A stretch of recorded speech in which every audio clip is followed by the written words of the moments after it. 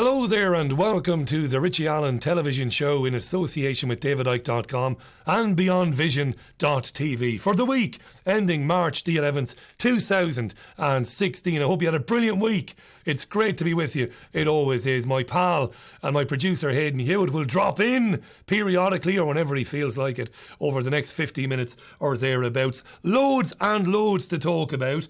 We're a week late with this, the final episode of season 2. We had a bit of snow last week and like the motherless pussies we are, we collapsed under 1.5 inches of 1.5 millimetres of snow, and we didn't come and do the programme. But it was bizarre last week. We had 12 hours of snow that settled very quickly, caused traffic chaos around the city, and that's why we took a bit of a breather. But this is the final episode. We will return on April the 1st, 2016, 3 weeks from now, with Season 3. Thank you for watching this programme. Delighted that you do.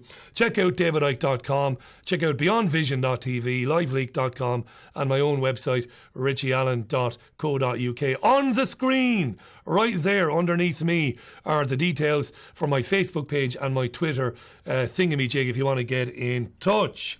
Let's have a look then. It is March the 11th as we record this today. Let's have a quick look at some of the stories making the news this morning. The Archbishop of Canterbury, Justin Welby, says it's outrageous to criticise people who are worried about the impact of migration, and it's absolutely wrong to label them as racist. Welby said there's genuine fear in this country of the impact on housing, jobs and the NHS. He was speaking to British Parliament, the House magazine. There's an in-house magazine in Parliament. He wanted a visionary debate on the European Union referendum and said there was no correct Christian position on the vote, right? Meanwhile, former Labour Prime Minister Tony Blair told the BBC that the UK's destiny was to lead Europe. Yes. Day 7,053, Tony Blair still walks amongst us free and able to talk bullshit to the BBC and other news organisations. Look, of course it isn't racist to take a position that you're worried about the impacts of migration. We've said a lot on this programme about migration, the real reasons behind it, the fact that those who perpetuate war by funding and training and arming jihadists in the Middle East know full well when they get into this sort of thing that migration is going to be a result of it. But we'll leave that there for now. Also making headlines today is the special relationship between Britain and the United States. Apparently, in an interview given by US President Barack Obama, he described Libya as a mess. Well, he got that one right, didn't he? And basically said that he believed that David Cameron had lost focus during the NATO bombardment of Libya, which has resulted in Libya becoming, I don't know, some sort of dystopian, Orwellian, absolute mess, some Mad Max type landscape, which is what it is now. The special relationship, funnily enough, today, as I was coming to the studio, most of the mid-morning and early morning news programmes talking about is the special relationship still special? Well, look, of course it is still special. Britain and the United States have the same father, and his name is Rothschild. These people are puppets and are front men for the Rothschild central banking cartel, and they are joined at the hip regardless of any nonsense spouted by Obama in any magazine interview. And I say now, and I've said it time and time again on the Richie Allen radio show, it is my contention that there are detailed files on all of these people to keep them in line. And just for the crack, because this segues into something I wanted to talk about with respect to the independent media, have a look at this clip from Joan Rivers talking about Michelle Obama, which the independent media, or some of it, picked up on last year, and whether or not Michelle Obama is in fact Michael Obama. Have a look at this. Mr. Rivers, how are you? You made a ton of news officiating the wedding in New York yesterday. Is this like a new cottage career move for you? I am so excited. Okay. And I should do very well because I don't charge. And do you think that the country will see the United States will see the first gay president or the first woman president? We already have it with Obama, so Let's just calm down. Got it. You know Michelle is a I'm sorry, she's a what? a transgender. We all know. Oh my gosh. Oh gosh. It's okay. She does the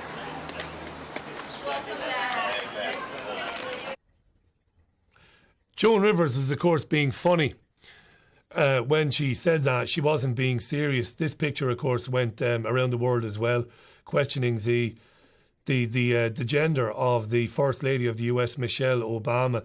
I'll tell you something.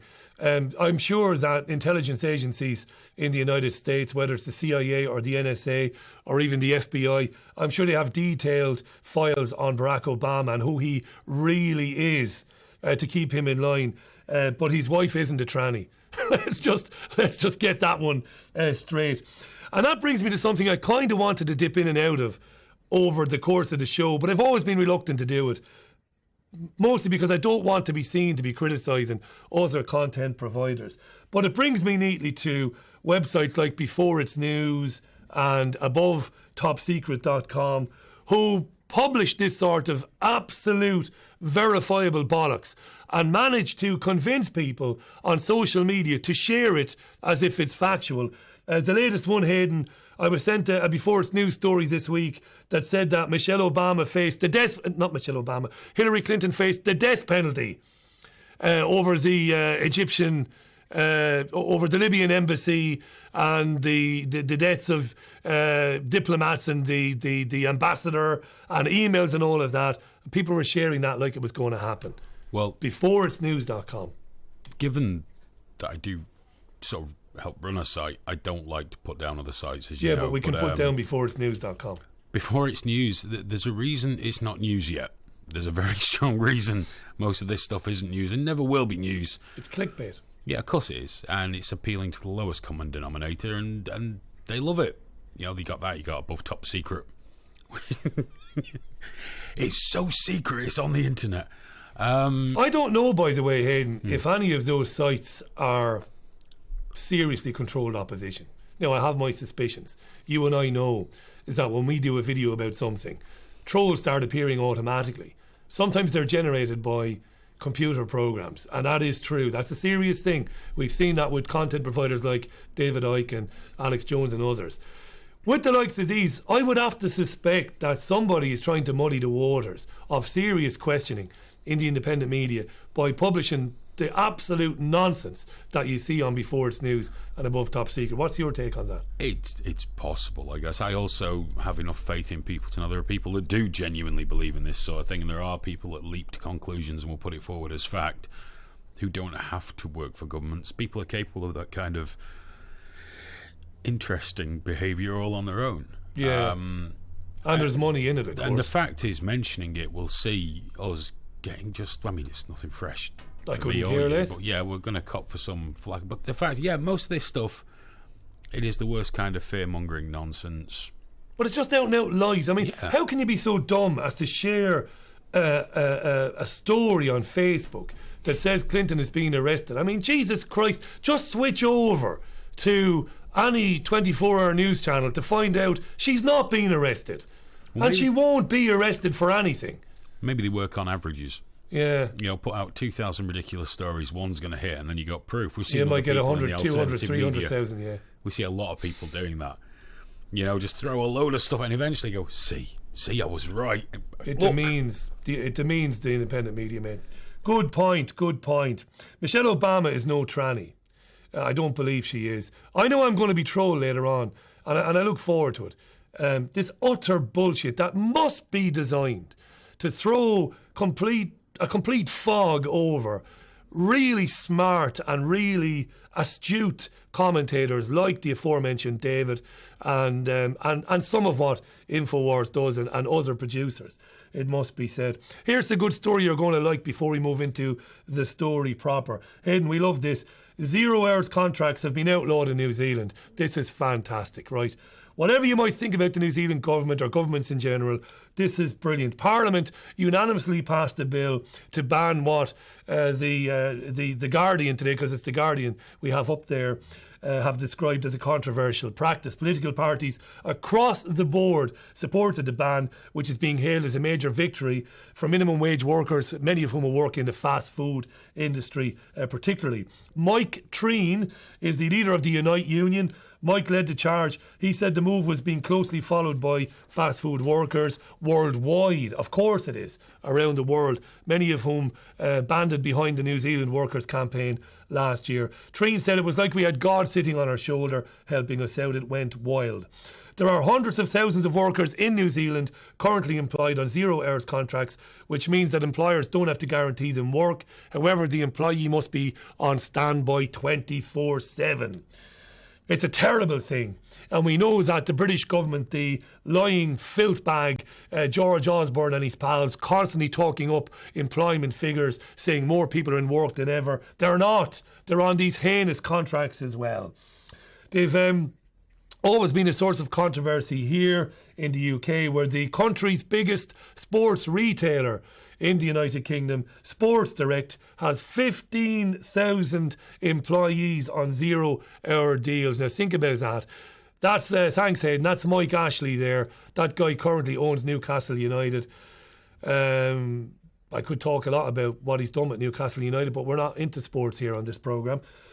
15,000 employees on 0 hour deals. I say this, don't shop at Sports Direct. It's tempting because they sell branded trainers and branded tracksuits on the cheap, and most of us these days are struggling with money, but don't shop at that company. I don't. I gave up buying t-shirts and sweatshirts at that particular shop when I found out that the staff are on 0 hours contracts. It's no wonder sometimes you go in there and the staff are as miserable as they are. And I don't mean to insult the staff there or say they're not giving you good service, but they often look down in the dumps, people working in those places. Yeah, I mean, that's rotten, Hayden, isn't it? Having people bound over to be on standby 24/7, to come into work and not guaranteed hours and basically earn a minimum wage. Yeah, it's miserable. I mean, I've heard a lot of employers defending it. Some that use it a little more responsibly than others, perhaps. Come to some sort of amicable agreement. But of course, it leaves employees without a leg to stand on and leaves you in a very precarious position, which, particularly in this economic climate, is terrifying. The Hunger Games people. society that we inhabit. And then employment figures are falsified by governments like our government here. They tell you all sorts of lies. Well, we have more people in work than we did under the last parliament or under government. Well, you're counting people who actually don't make much more than they would if they were getting benefits because they're not guaranteed hours. Well, that's how they lower benefits, isn't it? Yeah. Kicking people. We know about the suicide figures and people on sickness benefit, things like that. Brilliant. Right, let's move on. So much to tell you. It's been an interesting week. This is the Richie Allen Show for the week ending March the 11th, 2016. Tens of thousands of documents containing names, addresses, telephone numbers, family contacts even, of Islamic State jihadis have been obtained by Sky News, given to them by a disillusioned convert. I know you want to break my fingers when I do that, because when I see people who do it, I want to break their fingers. Look at some of this report. Here's a clip from Sky News from yesterday. Have a look. There has never been a leak from an active terror organisation on a scale even remotely like this. An unprecedented cache of information that could destroy Islamic State's fighting infrastructure. Tens of thousands of files, names, addresses, telephone numbers, and crucially, the network that recruited them. Islamic State is suffering, but this for them is a potential disaster, and it's happening right now. The files passed to Sky News were obtained in Turkey, the country that has been the staging post for the foreigners who make up the elite cadre of Islamic State's fighting force. It's been the key to the terror organisation's success. Ideologically driven jihadists programmed to follow orders and commit acts of brutality to divide communities and to take control with blistering speed. Repeated throughout history, brutal repressive regimes have an obsession with bureaucracy. To join up would-be recruits had to convince their sponsors of their eligibility. This form was crucial. 23 questions, names and addresses, their education, the countries they've travelled through on the way to Syria, previous jihadi experience, and their phone number contacts at home.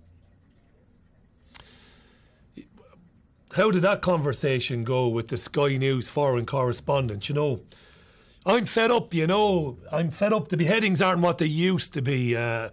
It's not the same organisation when it was when I started. It's been ruined. So take these documents on this memory stick. They say that nationals from at least 51 countries, including the UK, had to give up their most personal information when they joined ISIS. There's the 23-question form that was filled in when they were inducted into Islamic State. One of the questions there is, who recommended you? So what did they do? Did they give a £50 Marks and Spencer's voucher to the guy who recommended him and to the new convert when they agreed to join them? You can see the other questions there. What countries did you travel through? Your job? What role will they take? Any special skills? Well, I'm good with a knife. Yeah, well, you're in then. These files were allegedly passed to Sky News on a memory stick stolen from the head of Islamic State's internal security. This is where we detect the early morning smell of cow dung, because the head of Islamic State's internal security was apparently carrying this around on a pen drive or USB stick. He'd been entrusted, this guy, with the organisation's core secrets, and apparently he rarely parted with the drive. But we're led to believe that he was going to a meeting and he decided that the meeting was a bit dodgy and he wasn't sure who was going to be there. So he left the stick either lying around in an office, in a drawer, in his coat, or somewhere for a disgruntled ISIS employee to just happen upon, to take it and then find the nearest Western journalist, this time Sky News, to give it to them. Are you buying this, Hayden Hewitt? Because I certainly am not. A few months ago, was there not an ISIS scientist captured just wandering around Turkey with a pen drive? And you think they'd have learned these pen drives get you in a lot of trouble?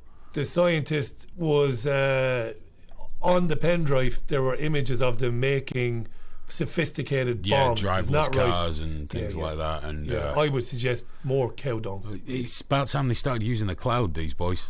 You know, because this pen drive thing just doesn't seem to be working out for them, in my opinion. Yeah, marvellous, mate.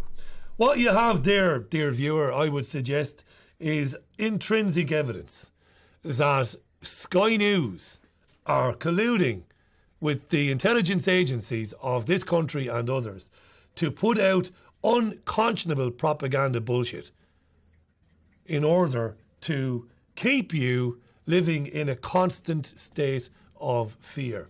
And what that also does, by the way, is it also brings them back into the game in terms of, we know what Russia has been achieving with respects to putting a massive dent in Islamic State jihadists and their plans in Russia since Russia joined with the Syrian government in taking on the opposition, whether you want to call them ISIS, whether you want to call them moderate opposition. It's absolutely unconscionable that. We're going to come back to that and ISIS shortly.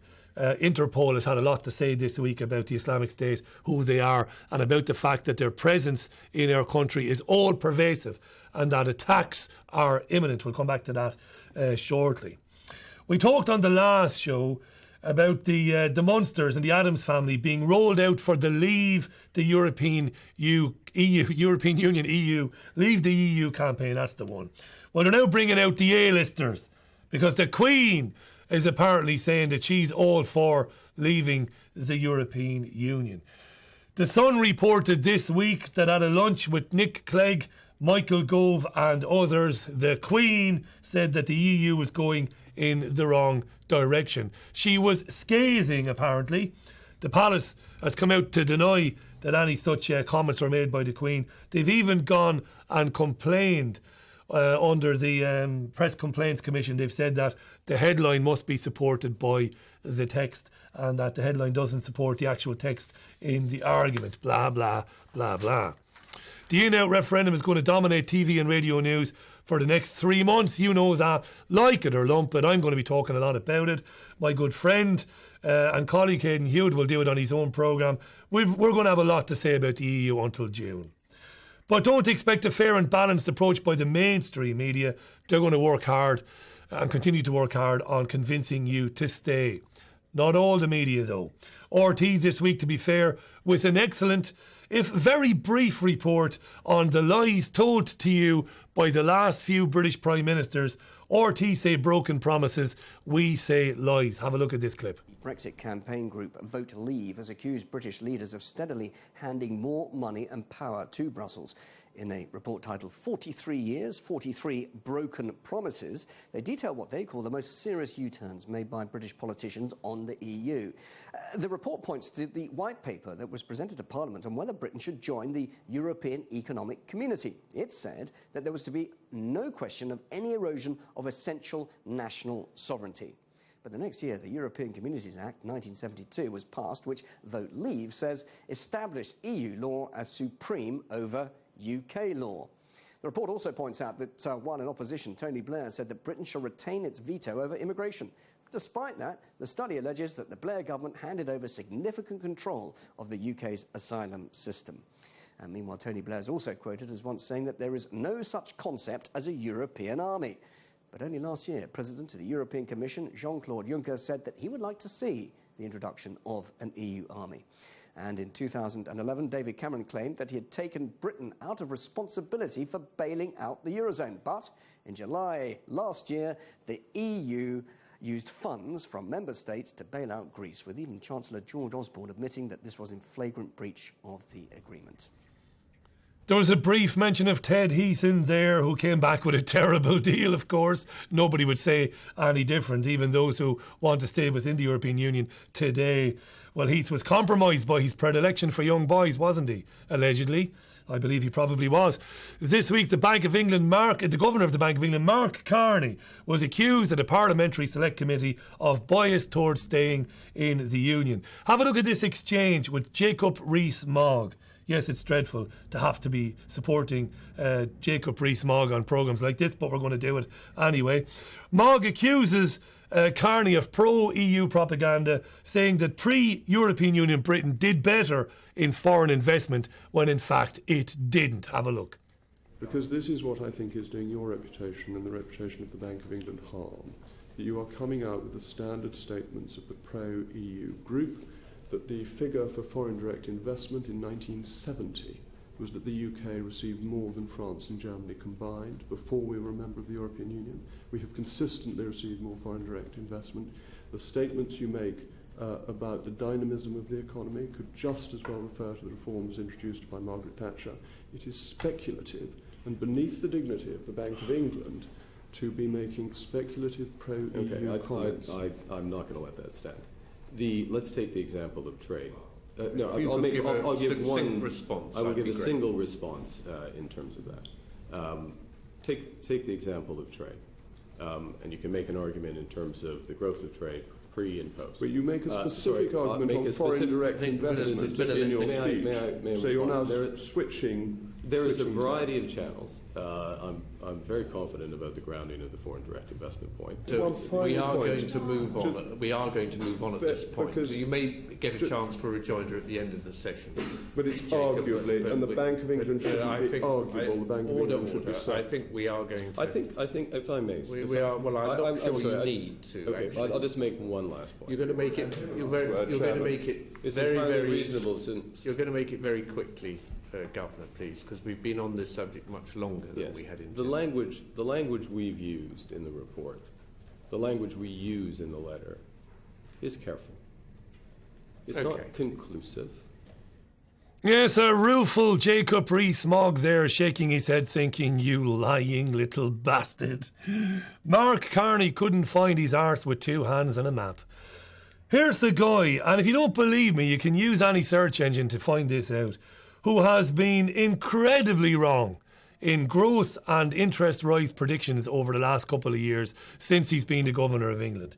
This guy is, I'm not going to use the F word, I said I wouldn't do it anymore, a complete and utter muppet. He then had the cheek later on to talk to the BBC and say that he maintained objectivity, and he would maintain objectivity considering his role with the Bank of England. He's a lawyer, an absolute dangerous lawyer, staying with RT because to their credit, their reporting on this has been objective. I'm not saying RT is always objective, not for a minute, nor is any mainstream news channel, but they've always been objective. Look at their YouTube channel on this. They're giving voice to everybody, which the BBC, Sky and Channel 4 are not doing. After Carney's car crash appearance at the Select Committee, RT brought Lord Stoddart on. Stoddart was horrified at what he had seen and had this to say. What we seem to have is a conspiracy of the government, bankers, bureaucrats and big business against the people of the country. That's what it seems to be turning out to be, in spite of the fact that Cameron saying that what we wanted was a fair referendum where people would be well informed and understand what they're voting for. And we have nothing of the sort. He doesn't put the other side of the problem. How would we fare if we remain in? And that means, whatever Cameron says, that eventually we'll have to join the euro and agree to ever closer union. So that I believe he's wrong on it. And, of course, the governor of the Bank of England is not always right, is he? He's been predicting that there will be an increase in interest rates, God knows how many times, but we're still at 0.5%. Fair play to Lord Stoddart. We found a peer who isn't dribbling into their mushy peas or falling asleep during the afternoon in the upper house while earning £300 a day. Good man. He's right. As I said, Carney couldn't tell you. If he told you what day, if he told me tomorrow was Saturday, I wouldn't believe him. And he mentioned the conspiracy word, didn't he? Which is amazing. And we've got a story, haven't we, Hayden, that was in the Daily Mail this week about conspiracies, about conspiracy theorists being narcissistic. What does it say? Believe in conspiracy theories, you're probably a narcissist. People who doubt the moon landings are more likely to be selfish and attention-seeking. How incredible. How incredible. In a week, when David Cameron mentioned my great friend and colleague David Icke, in a week when the Daily Mail mentioned the Richie Allen radio show because of the interview I did with Keith Allen Noble about Martin Bryant, the man who was serving 35 consecutive life sentences in a prison in Tasmania for the Port Arthur massacre in 1996. Yes, the Daily Mail featured a clip of my interview with Keith Allen Noble. A very well chosen clip by the Daily Mail, by the way. You've not got that, Hayden, have you? No, you haven't. What's interesting about this is there's been a concerted effort in recent weeks. This isn't the first anti-conspiracy theory story. What we have here is we have a concerted effort by the establishment based on their fear, not their fear, but their knowledge, is that people like David Icke, people like Michael Rivero, people like Alex Jones and others are reaching greater and greater and greater numbers of people. In my case, the Mail basically, they didn't say anything negative about me, but they said the whole conspiracy idea about the Port Arthur massacre was basically a joke. And they took a little snippet of my interview with Keith Allen Noble, where Keith was saying that Martin Bryant was kept in solitary confinement for months before eventually pleading guilty, which is true. They neglected to mention, by the way, that the President of the Australian Parliament, a guy called Stephen Harper, who was an embalmer at the time, there it is there, that's the Daily Mail talking about a radio show. Stephen Harper was the embalmer who embalmed 25 bodies at the Port Arthur massacre scene. And what he did was, a year later in 1997, he wrote a paper, Hayden, where he basically praised the people who made the embalming, the vehicle, the special hearse for the 25 bodies, and he praised their readiness for the incident. He basically let the cat out of the bag and said that there was foreknowledge of the Port Arthur massacre, that basically he praised them for having the vehicle ready for the incident. So the risk of looking naive on this. Yeah. Because I'm not always. Well, we can't know everything. I didn't know much about the Port Arthur story till I was told about it by my producer. Right. Is this supposedly a false flag operation to make a gun grab easier? Is that the general? It's one of the theories about why it might have happened. What I can tell you and you and I deal in facts. I don't try and pull the wool over your eyes. What I can tell you about Martin Bryant is no eyewitnesses hidden. 35 murders, no eyewitnesses. No DNA, no fingerprints. The guy had an IQ of 66. Yeah, I did after the show. And there is a video of him. There is a video of him admitting it.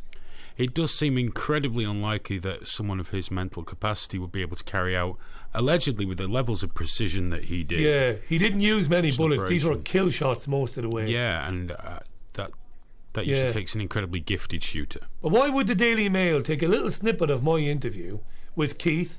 Now, it's a good snippet. Keith is saying, why was he locked up for months before pleading, which is true, right? That's a fair point. Why not play the bit where Keith says, why won't Stephen Harper answer the question, why did you write in 1997 that there was foreknowledge, that the special vehicle was actually prepared? Now, there's no reading between the lines here. He said for that incident. Of course, the Daily Mail don't want to know that. No, they don't want to know that. There's only so much of the apple cart you want to upset. Yeah. Cheers, buddy. So there's an all-out assault in the media on conspiracy theorists. That's a good thing. David Cameron dropping David Icke's name to say there's no EU conspiracy to keep Britain in the Union. That's a Freudian slip, mate. You know, they know we're coming for them. They know we're coming for them. And we're going to stay with the European Union just for a minute. I love Zoe Konstantopoulou. I've said this quite a few times on the radio and television show. There she is. Brilliant woman. Former Speaker of the Greek Parliament. Formerly a member of Syriza. Left after the Chuckle brothers, Alexis Tsipras and Yanis Varoufakis, shafted the Greek people and shafted them unmercifully. She nails what the EU and the institutions of the EU, the European Central Bank and the IMF do to countries. Look at this. Out of it. I am absolutely appalled with dilemmas posed to any population, such as with us or without us. Either you're with us or you're against us. Especially, I'm appalled with European institution representatives taking a role of basically the ones who blackmail populations in order to stay. The Greek people did not really vote on the 20th of September. On the 20th of September, we had the biggest abstention in contemporary history. This basically means an almost 50% of people not voting. And this was the result of the people being totally discouraged by seeing that their vote during the referendum was totally disrespected and was bluntly... Now, what Zoe is referring to there is the Greek referendum on the bailout terms last September, which was effectively an in-out referendum on its own merits, because Tsipras had said to the Greek people, vote against the bailout terms, and of course voting against them would effectively have meant that the Greeks would have exited the European Union. She said, how dare bureaucrats give ultimatums to people, ultimatums like you are with us or you are against us. She said so many Greeks didn't even vote because they were disillusioned and broken. And how right the Greeks who didn't vote were not to vote, because the bailout terms were rejected in the referendum, but Tsipras signed them anyway. You see what this is really all about here? What the European Union is? It's a tyranny. She then goes on to talk about the illegality of the Greek debt. Pay real close attention to this, dear viewer, because what she's describing next is fascism. Listen to this. The committee is clearly saying that this debt is illegal, illegitimate, it's unsustainable and odious. This basically means that the debt cannot and should not be repaid. This also means that the debt has been paid time and again through the years. If you look at the interest rates that Greece has been repaying through the loan agreements concluded during the last decades by governments which were proven to be corrupt and were proven to be in transaction with other corrupt governments, but also with corrupt companies like Siemens, ThyssenKrupp, KaDeWe, etc. Isn't that an interesting thought, that the debt was paid through the massive interest rates over the decades, paid by corrupt Greek governments, by the way. Those same governments, through loan agreements, awarded favourable contracts to mega corporations, by the way, who looted Greece's resources for pennies on the drachma. How many times have we heard that before? It is fascism by any other definition. That is what the European Union is. It is a super fascist state. We're going to take a break. We'll be back with some more on the Richie Allen TV show in association with DavidIcke.com and BVTV in a couple of minutes.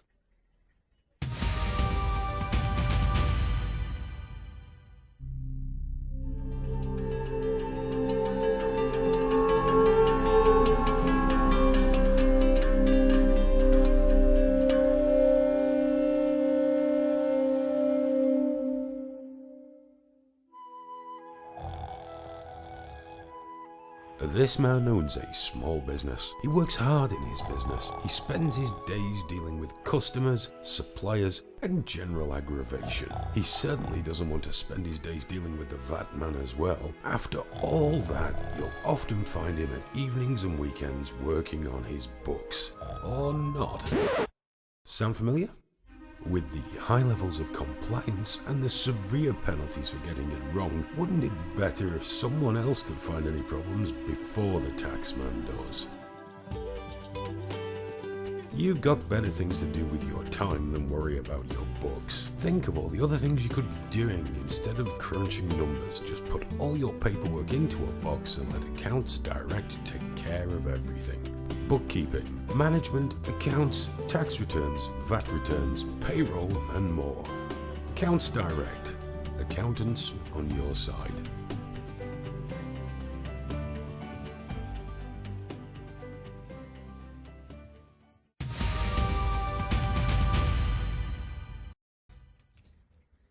And you're very welcome back to part two. I want to give a couple of plugs now to the people who make this television show possible. First of all, to DavidIcke.com. Check out DavidIcke.com/headlines.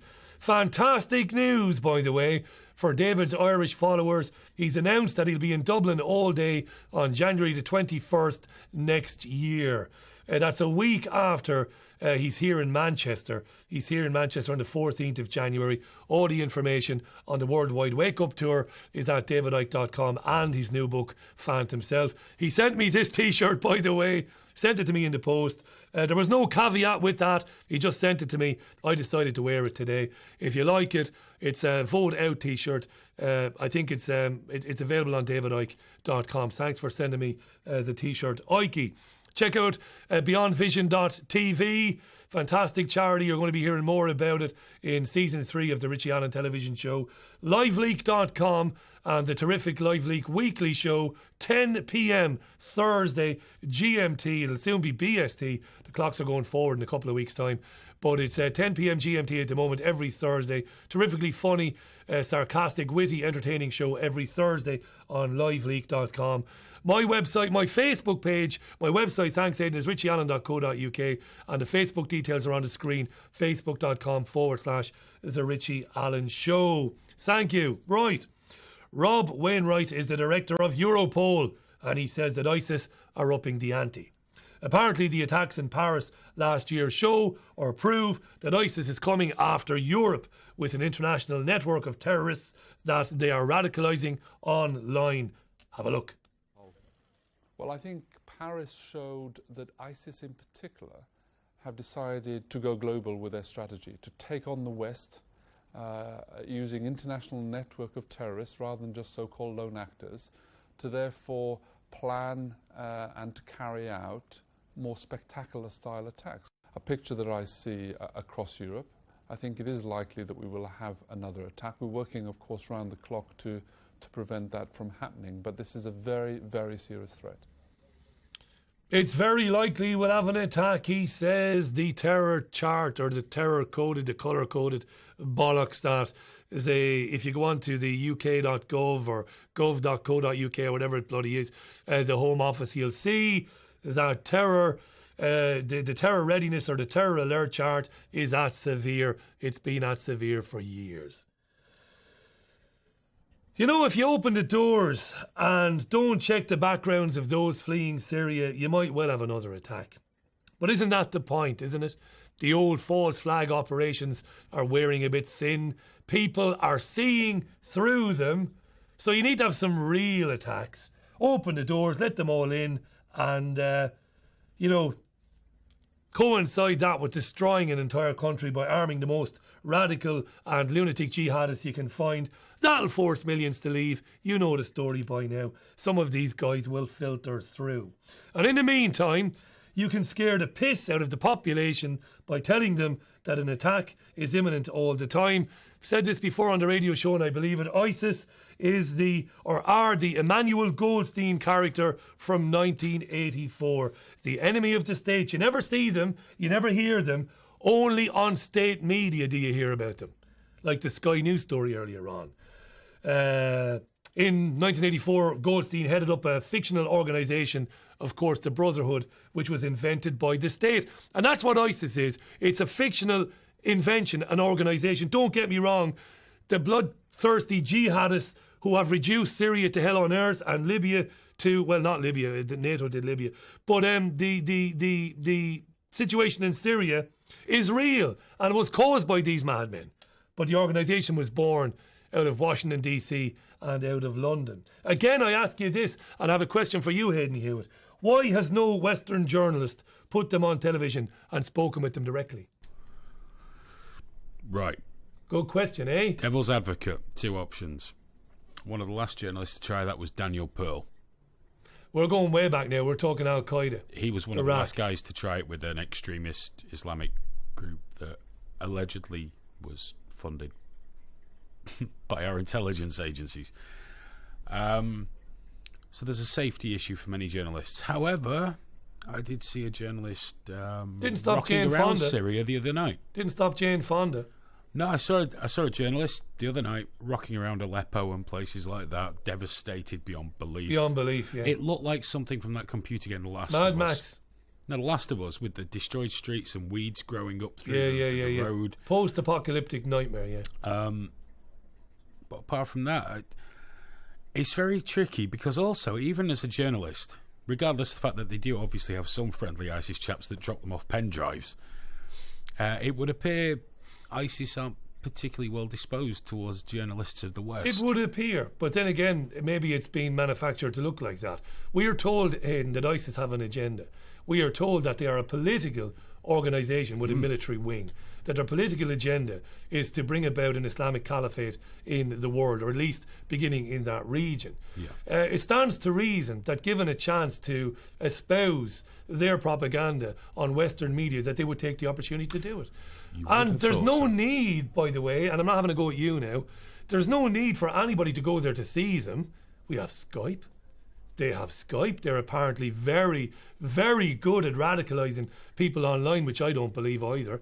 I believe that's utter bullshit that, heretofore ordinary men who might have a little bit of a problem with the British government can be radicalised online by these guys. What's to stop Jon Snow on Channel 4 doing a live Skype link-up with one of these guys to say, hey guys, what the fuck's going on, Nothing whatsoever.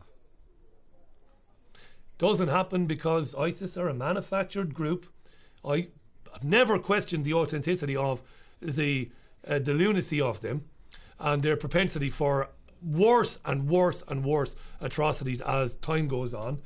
But a group who craves attention, they're there for the taking, aren't they?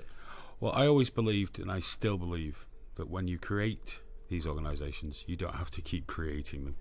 They become self-perpetuating very quickly. Spot on. Once you, it's like a pearl, isn't it? Starts off with one irritant, one small irritant, and the pearl coalesces around it. That's how these things work, That's in how, my humble That's how opinion. these things work, mate. I'm going to explore that. Hayden won't know this because I haven't told him, but I have been hanging around Twitter accounts over the last few weeks, looking to. I'm basically through the Richie Allen radio show. I'm looking to find somebody connected with the media wing of Islamic State to put them on the air. Genuinely, not for sensationalism or to score points or to go viral with it. I want to speak to these guys. I know that their media, and I don't remember the name of somebody told me the name of a media company in Iraq, as unlikely as it sounds, that handle most of the higher level ISIS media that comes out. I mean, the glossily shot... Should have turned off the vibrate. Sorry, mate. Go ahead. It's okay. The glossily shot produced media comes from a media house in Iraq. But for reasons of not being quite as stupid as people think, I did not save the link. Nor did I spend much in the way of time looking at their website. Yeah. So that might be an area for you to look towards. I've interviewed quite a few people over. I mean, I interviewed Omar Bakri Mohammed, who now I believe is in prison in Jordan, or was. Omar was featured by John Ronson on Zem Adventures with Extremists on Channel 4 News years ago. I like Omar. He's a complete buffoon. He said some absolutely stupid things, but they're trying to this bullshit Sky story earlier on. Omar's been mentioning this, that he was found in some of these documents, but he was kicked out of he wasn't kicked out of Britain. He went on holidays to Jordan some years ago, and he was told when he left that he couldn't come back. If you're going to bury your corpses, bury them deep, yeah? Absolutely, mate. So the migrant crisis worsens. Greece has overwhelmed Italy to the Macedonian border. The Turks are being bribed into taking back migrants who have travelled through Turkey into Europe. Saudi Arabia and the United Arab Emirates are mobilising troops, just waiting for the United States to say they will lead a ground invasion. It's a mad state of affairs, folks, and yet people still can't see what's going on. It's primary season, of course, still in the United States. It's still looking like our prediction that hits Hillary Clinton and Donald Trump, despite marginal comebacks by Ted Cruz and Bernie Sanders. It looks like it will be Clinton against Trump in November. I had a good laugh last week. While we were away, snowed under by the 1 millimetre of snow that we had in Manchester, I came across a clip that just made me laugh. Bill O'Reilly, possibly the biggest idiot ever to look down a camera lens, was called out by good old Ted Koppel of ABC News, retired. Ted said to Bill O'Reilly, basically it's your fault that the media is what it is. Have a look at this. Joins us now from Washington. So let's assess Donald Trump. I've interviewed him a number of times. Not an easy interview. How would you do it? You know something, Bill, you and I have talked about this general subject many times over the years. It's irrelevant how I would do it. And you know who made it irrelevant? You did.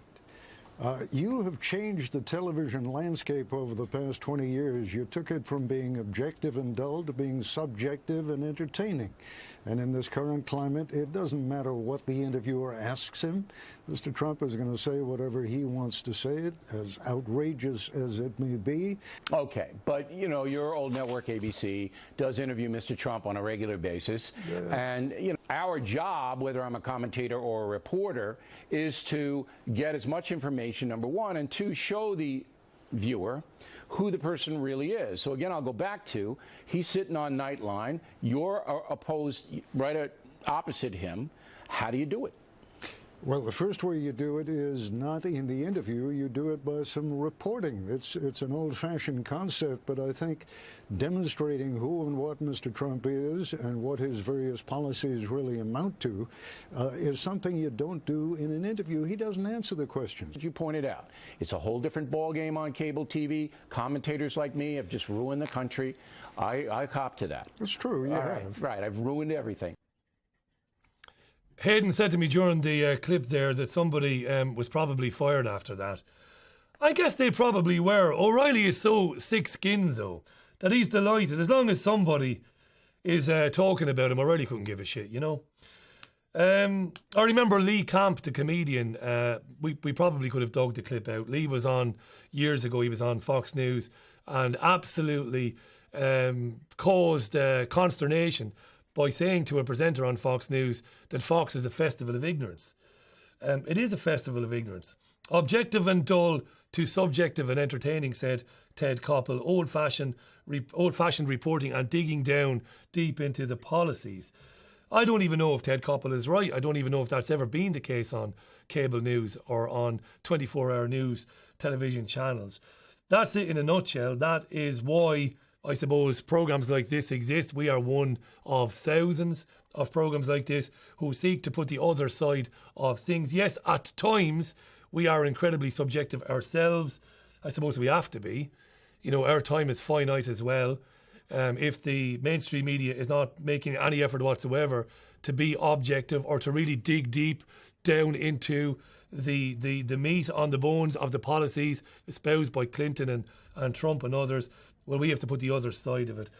Wasn't even offended, O'Reilly. Yeah, we fucked it all up, you know. We misinform and we comment when we should report and investigate. What are you going to do about it? Ted Koppel is, I suppose, is O'Reilly's comeback there. That's pretty much it for this episode of the show, and the final episode of Season 2 of the Richie Allen Television Show in association with BeyondVision.tv. Don't go anywhere yet, mate. Thanks for all your help on it, by the way. You can just wave at me there in the distance. My pleasure as ever, mate. Brilliant. Enjoyed it, this series. Thanks to BVTV and everybody at it. Thanks to DavidIke.com. Stay with the radio show. All the details are on the screen there.